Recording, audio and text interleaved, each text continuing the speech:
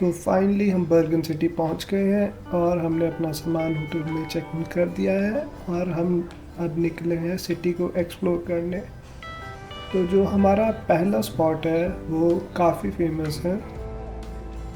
ब्रिगन यहाँ की main attraction है जो कि एक यूनेस्को साइट भी है और इस प्लेस की फील एकदम पोस्ट कार्ड वाली है। तो ये बिल्डिंग बर्गन की पहली बिल्डिंग्स में से एक है जो कि पहले 11वीं सेंचुरी में बनाई गई थी और उसके बाद काफ़ी सारे डिज़ास्टर्स के कारण दोबारा रिस्टोर की गई है। तो ब्रिगन में लगभग 61 पुराने प्रिजर्व्ड और प्रोटेक्टेड बिल्डिंग्स हैं और इनमें से काफ़ी म्यूज़ियम्स भी है जो यहाँ के आर्कियोलॉजिकल हिस्ट्री को रिप्रेजेंट करते हैं। जो लोग इस हिस्टोरिक पार्ट ऑफ सिटी में रहना चाहते हैं उनके लिए यहाँ पर काफ़ी होटल्स और कैफ़े भी मिल जाएंगे। और अब हम जाएंगे बर्गन की दूसरी हिस्टोरिकल साइट पर जो कि है बर्गन हाउस कैसल। ये कैसल भी 12वीं सेंचुरी से बना हुआ है पर हिस्ट्री के थ्रू आउट मल्टीपल टाइम्स इसे दोबारा यूज़ किया गया है। इंग्लिश वॉर में यहाँ पर एक बैटल हुई थी और उसके अलावा सेकेंड वर्ल्ड वॉर में भी जर्मन्स का ये स्ट्रॉन्ग होल्ड था नॉर्वे में। तो उन्होंने एक सोवियत प्रिजनर के थ्रू बंकर भी बनवाया था जो अभी भी आप देख सकते हैं। इस फोर्ट्रेस का एक और इम्पॉर्टेंट पार्ट है हिकन्स हॉल जो म्यूज़ियम का पार्ट है और इसकी कॉस्ट रहती है लगभग 120 करोन्स। तो ये मिडिवल हिस्ट्री की एकदम फेरी टेल का पीस लगता है जैसे कि आप किसी गेम ऑफ थ्रोन्स के सेट पर हो। और ये नॉर्वे का बहुत ही इम्पॉर्टेंट पार्ट था हिस्ट्री का। यहाँ पर काफ़ी इम्पॉर्टेंट डिसीजन लिए गए जैसे कि फर्स्ट सेट ऑफ जो लॉज है नॉर्वे के वो यहाँ लिखे गए थे। मिडिवल हिस्ट्री के अलावा आप हार्बर के व्यू है वो भी यहाँ से एंजॉय कर सकते हैं।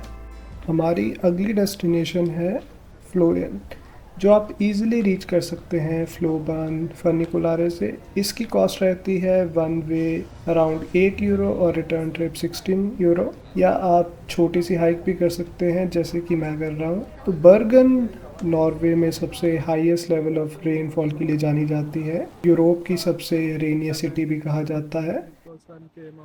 तो बर्गन में बिना अम्ब्रेले के मत निकले। सुबह से मैं कई बार बारिश बंद चालू तो देखते जा रहा हूँ। तो फ्लोरेंस के पैरानॉमिक व्यूज़ के अलावा भी ये एक और वजह से भी जाना जाता है और यहाँ पर लोकल फोकलोर्स और लेजेंड्स जो विचेस और ट्रोल्स की बातें करते हैं। ये जगह विचेस का गैदरिंग पॉइंट कहा जाती है कि यहाँ पर काफ़ी विचेस इकट्ठा होती थी।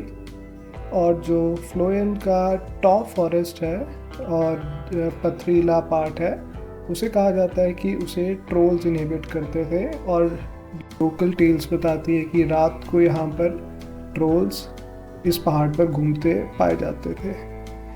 तो यहाँ टॉप पर एक पार्क भी आपको मिलेगा जिसका नाम है ट्रोल्स गार्डन। तो 16-17 सेंचुरी में यूरोप में विच हंट बहुत ही कॉमन था और लेट 1700 तक अगर आपको सस्पेक्ट किया जाता है कि आप विच हो तो आपको हैंग या बर्न कर दिया जाता था। एक लास्ट फेमस केस जैसे कि एनी पेदेस्टोर नॉर्मल रास्ते से काफ़ी टाइम लग रहा था तो हमने एक शॉर्टकट लिया है, देखो शायद 15 मिनट और। तो लगभग 1 घंटे के इस वियर्ड वेदर से बचते हुए हम फाइनली पहुंच गए हैं अपनी डेस्टिनेशन पर।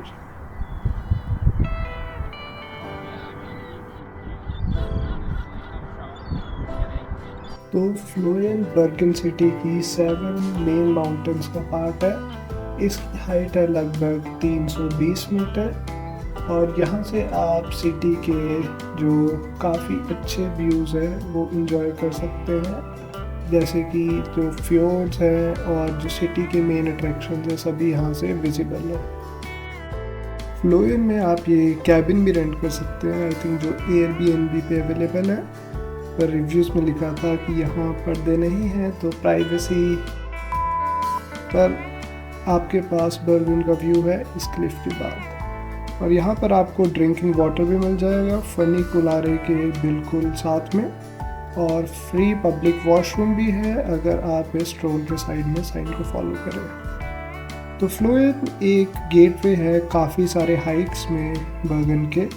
वे पॉपुलर हाइक्स है ब्लानन, युदेमानन और बुश्तिन, जो डिफरेंट डिफ़िकल्टी लेवल के अकॉर्डिंग आप चूज़ कर सकते हैं। अगर आपके पास टाइम है बर्गन में तो डेफिनेटली ये हाइक एक्सप्लोर करें।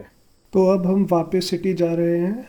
हम रुक सकते थे सनसेट के लिए, बट बर्गन का वेदर बहुत ही अनप्रेडिक्टेबल है। और जो लोग हाइक नहीं करना चाहते पर सिटीज़ के व्यू को एंजॉय करना चाहते हैं, तो आपके पास ये प्लेस है। यहाँ पर आपको एक आर्टिफिशियल पॉन्ड भी मिल जाएगा और यहाँ से आप थोड़े लिमिटेड पर सिटीज़ के व्यू एंजॉय कर सकते हैं। और ये सिटी सेंटर से लगभग सिर्फ 15 मिनट की वॉक पे है।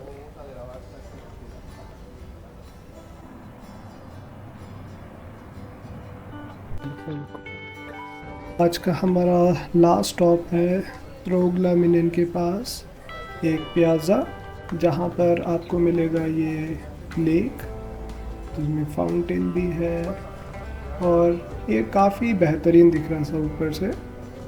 और इसके पास ही है एक छोटा सा गार्डन, तो ये भी आप विज़िट कर सकते हैं अच्छे वेदर वाले दिन में।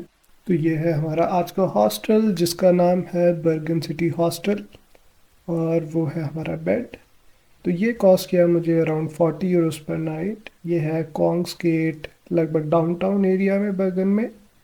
तो यहाँ पर इस हॉस्टल में आपको मिलेगा एक काफ़ी अच्छा और फंक्शनल किचन जहाँ पर अपनी मील प्रिपेयर कर सकते हैं, और डाइनिंग एरियाज और सिटिंग एरिया।